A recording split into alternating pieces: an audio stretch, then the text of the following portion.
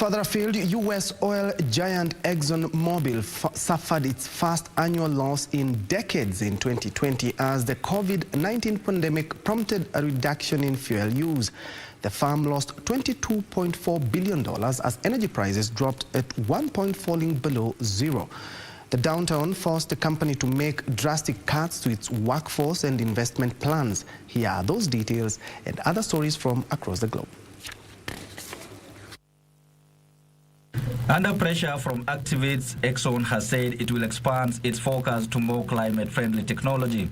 The firm said it was starting a new business focused on reducing pollution by using carbon emissions capture, a strategy the firm already makes wide use of in its own operations.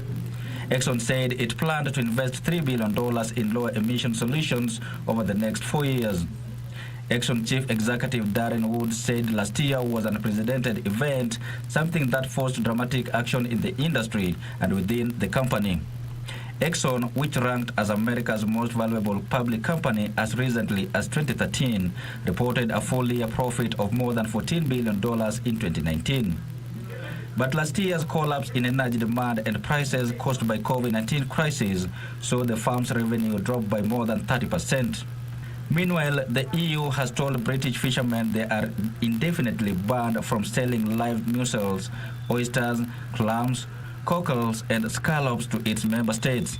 As the UK is now a separate country, it is not allowed to transport the animals to the EU unless they have already been treated in purification plants.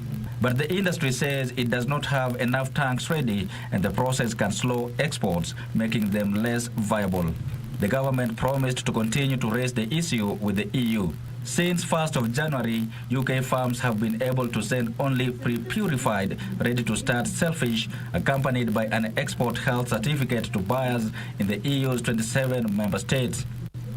Finally, the head of UN Agency for Palestinian Refugees, Felipe Lazzarini, says the agency is on the verge of financial collapse. He said he was only able to pay the salaries of his employees in late 2020.